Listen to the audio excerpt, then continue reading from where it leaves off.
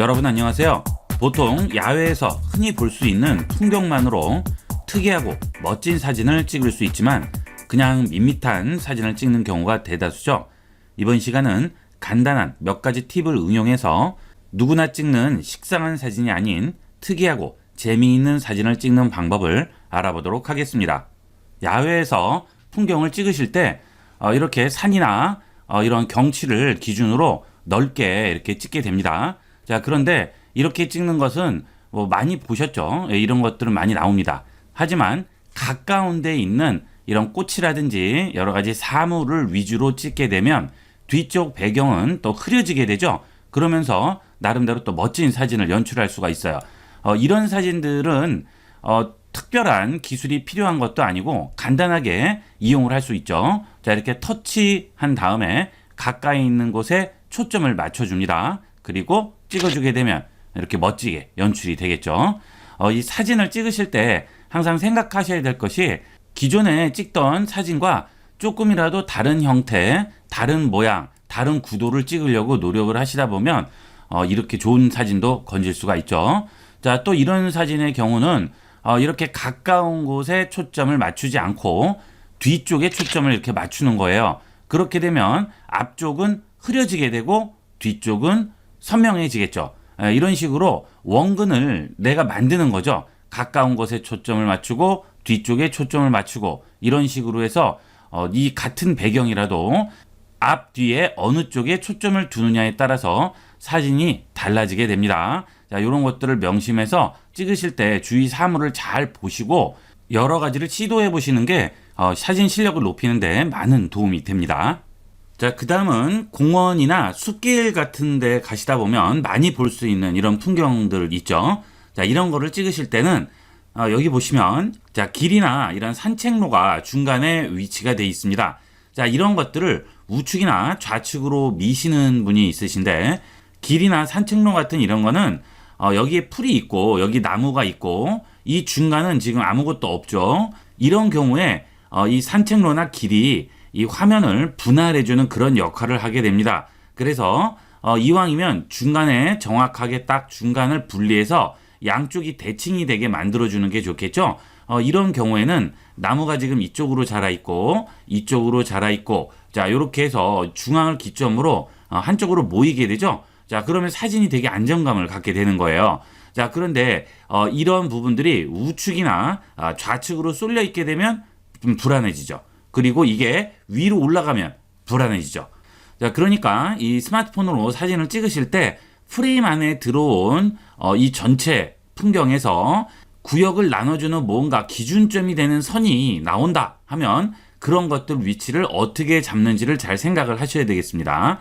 그래서 지금은 이 길이 구역을 나누는 기준이 되죠. 이걸 중앙에 놓고 그 다음 이런 나무 모양이 중간으로 쏠리면서 이 중앙이 중심이 되는 거예요. 그래서 이 한 곳을 집중하게 되는 거죠.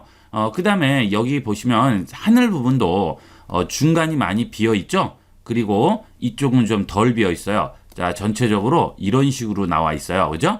그 다음 여기도 이렇게 나와 있고요. 그럼으로써 우리가 뭘 만든 거예요? 소실점을 만드는 거죠. 이렇게 여러분이 사물을 잘 활용을 하시면 얼마든지 구도를 여러분 스스로 만들어낼 수가 있습니다. 이런 사진일 경우도 좀 이쪽에서 찍었다 하게 되면 이런 구도가 안 나오죠. 이런 소실점 구도가 나오지 않아요. 그렇죠? 그리고 이쪽에서 찍어도 마찬가지가 되겠죠. 그래서 찍으실 때 이 프레임을 어디에 둘 것인가를 위치를 여기서도 찍어 보시고요.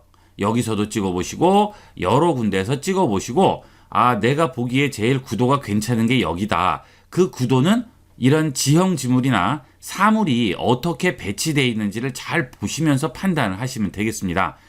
지금 이런 경우도 산이 이렇게 돼 있으면 자, 아무래도 여기서 찍는 것보다는 여기에 조금 내려간 이 부분을 기준으로 약간 더 이쪽으로 옮겨서 찍었으면 좀 더 구도를 맞춰줄 수가 있었겠죠. 그런데 지금 이 경우에는 이런 식으로 돼 있기 때문에 어느 정도 맞춘 위치를 잡아서 찍은 거예요.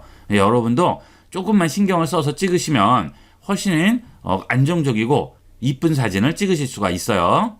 자, 그래서 이렇게 풍경을 일단 찍어보고 이 풍경 중간에 사람이 어디에 배치되면 제일 좋을 건지 생각을 해보시고 피사체가 될 사람을 위치하게 해서 찍으시면 되겠죠. 자, 지금 이런 경우는 사람이 어디에 서 있으면 좋을까요? 자, 이왕이면 이렇게 구역이 나눠지는 이 안이죠. 이 안에 서주면 좋겠죠.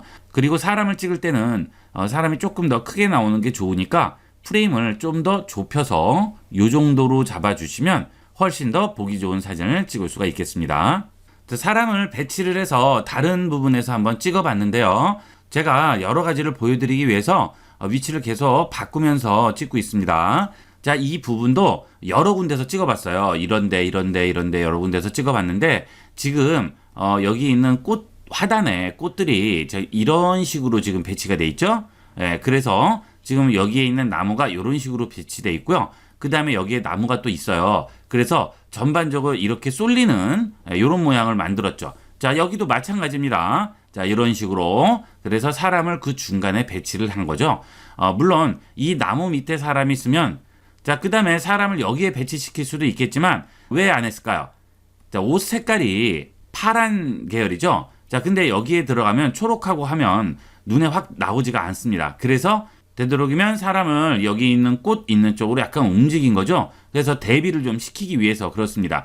자, 이런 식으로 여러분이 찍으실 때 뭔가 의도를 해서 찍는 게 정답은 아니에요.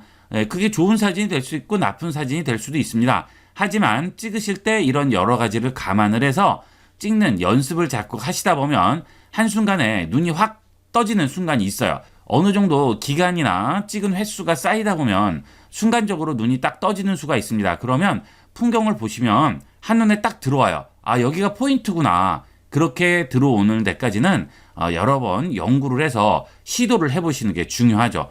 여러분들이 야, 이거는 너무 말도 안 되는 인위적인 거 아니냐라고 하시겠지만 자, 이렇게 이런 세세한 것도 신경을 써서 찍는 거죠. 그러다 보면 좀 더 나은 구도를 여러분이 찾을 수가 있는 겁니다. 찍으실 때 이런 것들이 굉장히 중요하니까 잘 감안을 해서 찍도록 하세요. 자, 그 다음은 길 가다가 보면 또는 공원이나 숲 가다 보면 꽃들 많잖아요. 자, 이렇게 그냥 찍은 꽃하고요. 좀 더 가까이 가서 찍었습니다. 그리고 이것도 마찬가지로 찍은 거죠. 자, 하지만 이 사진 중에서 어떤 사진이 제일 괜찮을까요? 자, 이게 제일 괜찮아요. 물론 여기가 좀 잘리긴 했지만 다 나왔다고 가정을 한다면 이런 사진은 특별히 뭔가 의도해서 찍기 전에는 이런 사진이나 이런 사진보다는 이런 사진이 나은 거죠. 이유가 뭘까요? 자, 이런 사진은 너무 떨어져서 이 피사체가 집중이 안 되죠. 너무 작아요. 이런 거 한 송이나 이런 걸 찍을 때는 좀 더 가까이 들어가서 찍는 거죠. 문제는 이거보다는 이게 나은 거죠. 자, 왜 그래요? 이거는 옆에서 찍었죠. 옆에서 또는 위에서 찍게 되면 모양이 이쁘게 안 나와요. 꽃 사진은 되도록이면 이렇게 정면 쪽에서 찍어주셔야 이쁜 사진을 찍을 수가 있습니다. 가까이 정면에서 최대한 들어가서 찍는 그런 방법을 이용을 하시면 지나가다가 아무 꽃을 찍더라도 작품같이 만들어낼 수가 있는 거죠. 자, 그 다음은 여러분들이 외부에 나가서 숲길이나 공원 같은 데 가면 아주 흔하게 볼 수 있는 이런 반복된 패턴 문양이죠. 자, 이런 것도 사진을 찍으시면 굉장히 이쁘게 나오게 됩니다. 그리고 이렇게 찍어 놓으시면 나중에 스마트폰 배경 화면이나 PC 배경 화면이나 또는 이런 것들을 인화해서 액자에 걸어 놓더라도 아주 멋진 작품 사진 같이 연출할 수가 있어요. 자, 그런데 이런 거 찍으실 때는 찍는 위치를 약간씩 다르게 하셔서 최대한 지저분한 부분이 없도록 연출을 해주는 겁니다. 자, 똑같은 걸 찍었는데 자, 이 사진 경우에는 지금 위쪽에 이렇게 색이 바랜 이 잎이 나왔죠. 자, 이런 것들도 신경을 써서 찍으시는 거예요. 자, 이렇게 나왔으면 약간 방향이나 카메라 위치를 약간만 조절을 해주면 이런 식으로 좀 더 깔끔한 사진을 만들어낼 수가 있죠. 찍으실 때 이렇게 이용을 해보세요. 자, 이렇게 해서 잘 찍은 패턴 문양들은 여러분이 스톡 포토 사이트 같은 데 올리셔도 판매가 아주 잘 되는 종목 중에 하나가 이 패턴 사진들입니다. 패턴 사진은 여러분이 스톡 포토 사이트에 올리면 뭐 거의 어느 정도만 이쁜 문양으로 잘 찍히면 뭐 판매가 아주 잘 되는 사진들 중에 하나예요. 그러니까 외부에 나가셨을 때 한두 번씩은 이런 것들 찍어 두시면 나중에 도움이 많이 될 수가 있죠. 자, 그 다음, 자, 고무나무나 야자수 같은 걸 찍은 건데요. 자, 이런 문양이죠. 자, 요것도 똑같은 지금 패턴이 반복이 되죠. 자, 자, 이게 있고 이게 있습니다. 자, 지금 같은 경우에는 바깥에 이런 부분들이 좀 보였어요. 그죠? 그리고 여기가 너무 크고 여기는 조금 더 듬성듬성하죠? 하지만 이렇게 찍어주면 반복적으로 보이고, 자, 포인트를 하나 넣어줬네요. 이렇게. 그죠?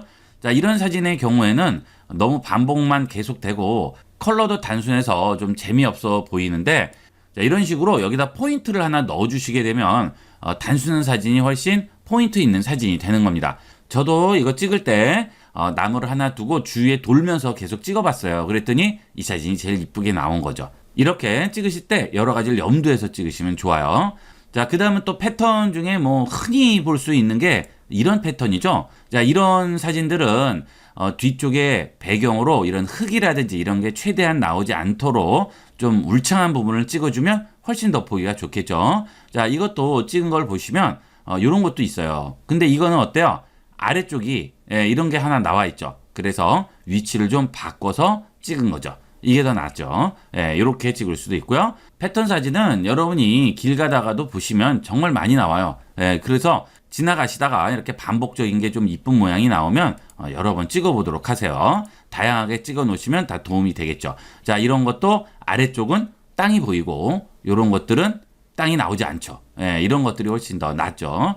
그리고 이런 거는 이제 뒤쪽이 많이 뚫려 보이는데 이런 거는 뒤쪽이 좀 덜 뚫려 보이죠. 그래서 이런 것들을 선택을 해주시는 겁니다. 자, 이것도 지나가다 보고 찍은 건데요. 모양이 이쁘게 나온 것 같아서. 그런데 조금 옆에 위치에서 찍으면 이런 식이죠. 이건 안 되겠죠. 이런 건 패턴 문양이 아니고 뭐 의미가 아무것도 없는 사진이에요. 그러니까 이런 사진 찍으실 때는 다양하게 위치를 좀 바꿔가면서 되도록이면 찍고자 하는 피사체 외에 다른 게 안 들어가도록 이런 패턴으로 만들어 주시면 이쁘게 나오게 됩니다. 자, 그리고 이런 식 사진 또 많이 찍으시죠? 꽃들이 이렇게 쫙 펼쳐져 있는 사진들 많이 찍으시는데, 자, 이런 거 찍으실 때도 이렇게 그냥 찍어도 이쁘긴 하지만 이때 잘 보시면 이런 꽃들 사이에 삐죽삐죽 올라와 있는 꽃들을 또 볼 수가 있어요. 자, 여기도 보시게 되면 이런 거라든지 이런 것들은 이런 다 같은 종류의 꽃들 사이에 이렇게 위에 하나만 올라와 있죠. 이런 것들을 주제로 해서 찍어주는 겁니다. 그러면 굉장히 특이하고 이쁜 사진을 또 찍을 수가 있습니다. 여기 보시면 이렇게 꽃 하나만 올라온 것을 주제로 찍었죠. 자, 이렇게 여러 가지 꽃들이 있는 중에 하나만 독특하게 올라온 게 있으면 그런 것들을 주제로 찍으면 아주 특이하고 이쁜 사진을 연출할 수가 있어요. 네, 이번에는 물이 떨어지는 이런 장면을 찍는 건데요. 자, 이런 거 찍으실 때는 자동 카메라로 빨리빨리 찍는 게 훨씬 편하죠. 그런데 이 자동 카메라로 찍으면 제대로 찍을 수가 없어요. 그래서 그럴 때는 장면별 최적 촬영을 이렇게 켜고 찍도록 하세요. 그러면 여기에 자, 이런 표시가 나오죠. 계곡물이 흐르는 것 같이 시냇물 흐르는 그런 장면을 찍을 때 최적화가 돼서 선택을 해주게 됩니다. 이때는 셔터 스피드도 최적화가 되겠죠. 자, 이렇게 해주면 순간마다 전부 변하죠. 그래서 자, 제대로 장면별 최적 촬영이 지정이 안 될 때는 자, 바깥쪽으로 카메라를 뺐다가 다시 한번 내가 찍으려는 피사체에 놓게 되면 자, 어때요? 자, 폭포수 모양이 나오죠. 이렇게. 그러면 셔터 스피드가 이 장면을 찍을 때 최적의 상태로 찍어주게 됩니다. 자, 찍어 볼게요. 자, 그러면 이렇게 멈춘 모양이 나오죠. 여기에 물방울이 튀었을 때 동심원 모양도 전부 다 살려줄 수가 있어요. 이거를 우리가 프로 모드에서 찍으려면 이거저거 설정하고 굉장히 귀찮죠. 그런데 자, 이렇게 해주면 아주 간단하게 우리가 찍어줄 수가 있습니다. 자, 이 프로 모드로 여러 가지 조절해서 찍는 것보다 이렇게 찍는 게 시간도 안 걸리고 금방 찍을 수 있고 결과물도 어느 정도는 보장을 해주니까 이 장면별 최적 촬영을 잘 활용을 해 보도록 하세요. 이 장면별 최적 촬영은 좌측에 설정을 누르신 다음에 제 상단에 인텔리전트 기능에 보면 장면별 최적 촬영이라고 있죠. 자, 이 장면별 최적 촬영을 켜고 찍으면 조금 전과 같이 자, 이렇게 우측 하단에 모양이 나오게 되겠어요. 자, 이렇게 안 나올 때는 아예 조금 넓은 곳에 가서 됐다가 다시 위치를 잡으면 나오게 되겠죠. 자, 이런 식으로 여러분이 원하는 구도나 연출을 해줄 수가 있어요. 이렇게 해서 이번 시간에는 야외에서 스마트폰 카메라로 간단하게 찍을 때 활용할 수 있는 여러 가지 팁들을 알아봤습니다. 이번 시간은 여기까지 하도록 하겠습니다. 감사합니다.